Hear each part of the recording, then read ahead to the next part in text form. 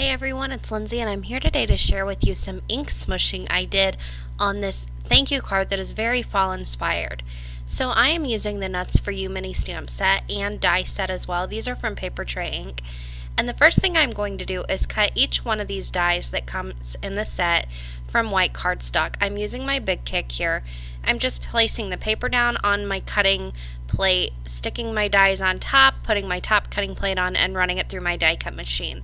Now, I only cut one of the squirrel and one of the little acorns, but I'm going to end up cutting 6 of the leaves to make up a little nest underneath the squirrel. Here you can see all of my little die cuts, and now I just need to stamp on the coordinating stamps onto each one of these. I'll be doing alcohol marker coloring today, so I'm using my Memento Tuxedo Black ink pad to stamp each one of these, and they're very easy to see through and line up. However, this little squirrel I could not get lined up for the life of me.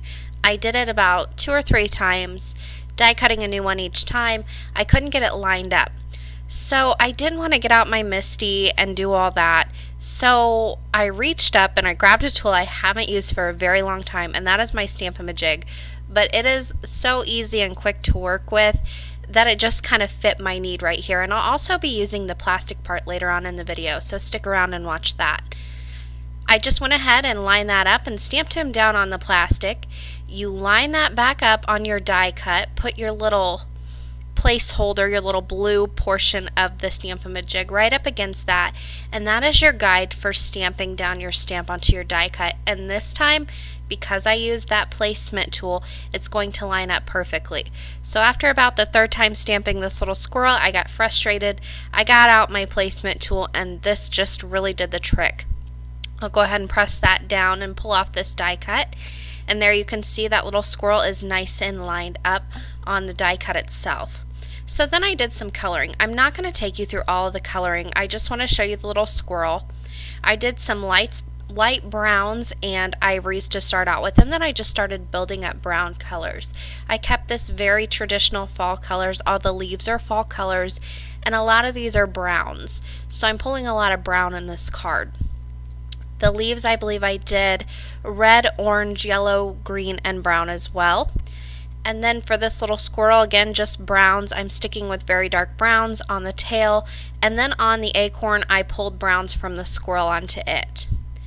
So for my ink smooshing, I am going to use that Stamp-A-Majig plastic. And that is going to be what I color all my color onto, my distress color onto, and smush it down onto my paper. I'm using 3 different colors of distress markers. Vintage Photo is what I'm starting with, and I'm just simply scribbling down the color onto this plastic. I'm using the smooth side, and then I will spray it with some Perfect Pearl water. I have gold Perfect Pearls in here, and all this is gold Perfect Pearl powder mixed with some water. I just spray that a few times onto the color of the distress marker, and then I just pick that plastic up, turn it over, and smush it down onto a piece of watercolor paper. This is Canson watercolor paper, and it measures 4 inches by 5 1/4 inch. Now I want to keep some of those really harsh colors, but I don't want to wait for this to dry, so I am using my heat tool to heat set this very quickly. I'll still retain some of those really harsh lines and colors. I'll lose quite a bit of it using my heat tool, but I'm too impatient to wait for this to dry. So what I end up doing is just continuing to build up color. Now if you were to let this air dry, you probably wouldn't need as many layers of colors, but like I said, I'm an impatient person and I don't have a lot of time to craft because I stay home with my 2 kids, so I work when I can and I use what time I have. I moved on to the Wild Honey Distress marker. I scribbled that down, and then I just smushed it down onto my paper after squirting it with that Perfect Pearl water.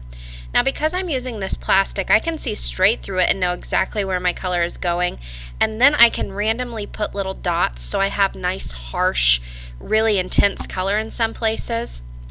And it almost looks like little splatters, but it's a very controlled way of doing this. So once I have that down, I kind of move my paper around to let the colors run a little bit, and then I went ahead and heat set that color. Now my final color is Crushed Olive, and I will scribble this down. However, I wasn't getting really intense color from my marker like I wanted, so I went ahead and brought in the Mini Distress ink pad in the same color, And the Distress ink pads will give you some really, really intense colors. So you'll see my green overtakes the whole thing a little bit. I ended up not minding, but that's just something to remember. If you do use your ink pads, you're going to get a whole lot more color, and it's just going to be a lot more intense than your markers. I smushed that down onto the paper, and then I'm picking it back up and just putting random little splatters here and there. Again, it's very controlled this way, and I can see through that plastic, so I know exactly where they're going. And once I'm happy with that, I'll go ahead and heat set this as well. Now the great thing about ink smushing is you can make the same card over and over and over again, but you're never going to get the same results. So each time you smush it down, you're going to get a new texture, new pattern, new splatter spots. As you can see here, I've really built up that green color, and I've got some nice intense color from that. And then I wanted more splatters, but I wanted the smaller splatters that you get from splattering a paintbrush. I also wanted some very bronze, some shine to this. So I am using this Bronze Perfect Pearl powder straight from the jar. I just use my paintbrush to put a little mound of it down, and then I'll spray the gold water. Now mixed together, this doesn't do anything to the bronze powder at all. It just gives it a little bit more shine using that water, and then I'm just picking it up with my brush, and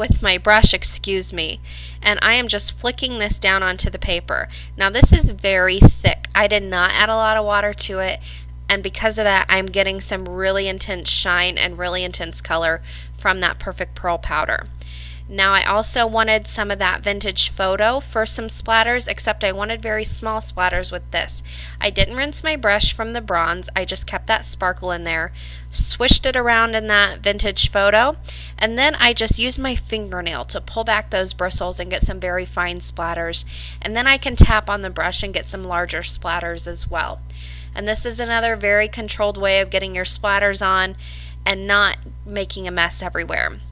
Once I dried that down, you can see that intense shine I get from the Perfect Pearls on the background, and it is just gorgeous in real life. You see it a little bit in the video, but it is so much more intense in real life. So my background was completed, as were all my other components, so I could start to put this card together. I used some fun foam and double-sided adhesive to pop this watercolor panel up onto an A2 top folding burnt orange card base that I made. Now normally I don't go for this color of cardstock, but it just fit perfectly with this fall theme card. Because I had applied so much heat to my watercolor paper, it did warp a little bit, and that's why I used quite a bit of adhesive on this fun foam to make sure that when I put it down on my card, it's going to lay nice and flat and not roll up on me at all. So if you apply a lot of heat to your cardstock, just make sure you put down quite a bit of adhesive just to make sure that it lays down nicely.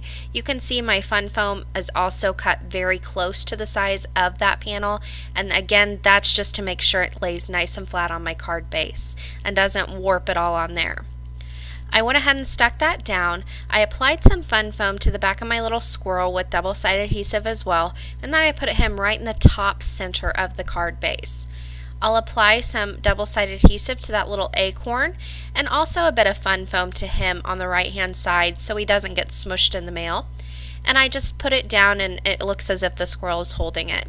Now for the leaves, I just used double-sided adhesive on them and placed them right underneath that squirrel's little bottom, I guess you could say, and made a little nest around him with the leaves.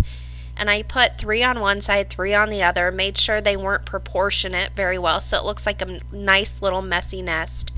And then I needed a sentiment. I had done my die cutting video right before this, so I had some chipboard out, and I thought that would be really fun.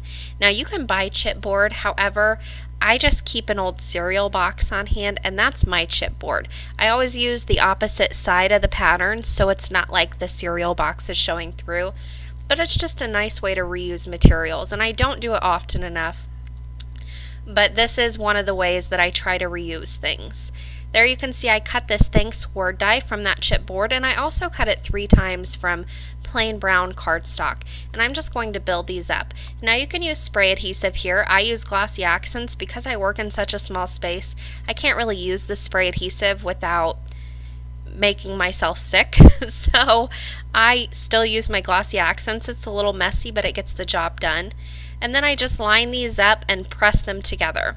I'll go ahead and do all 3 of the brown ones, and then I'm going to save that chipboard for the one on top. Now my chipboard didn't cut all the way through, so I still have my little holes from each of my letters. Those don't pop out, but I kind of like the look, so I didn't re-die cut it at all. I just kept those in there, and I'm just going to go with it. But that's going to end up being the top layer on my thanks die cut. But when you look from the side, this little brown covers up the back of the chipboard, so all you see is the brown underneath that chipboard thanks die cut. There you can see I'm just finishing this up with some little bitty dots of this glossy accents to put down that very top layer. And then I'll just place it right on top, line it up, and press it down and give it just a few seconds to dry. Now I do have a piece of scrap paper under this just to catch all that extra glue, and that's just a way to make sure that it doesn't get on your card, your finished card. And just a little thing I like to do to keep my workspace nice and clean. I can't tell you how many cards I've ruined just by putting them in a glob of glue at the very end. So to finish this card off, I'm just putting some glossy accents right on the back of that thanks word die cut. And again, this is from Simon Says Stamp. I'm not sure if I said that before. It will be linked over on my blog with the rest of the supplies. And then I just placed that down right below that squirrel in the center of the bottom of the card. And that finished it off for today. I hope you all enjoyed this video, and I hope you too will try some ink smooshing of your own. As always, I will leave you with just a few pictures of the finished card.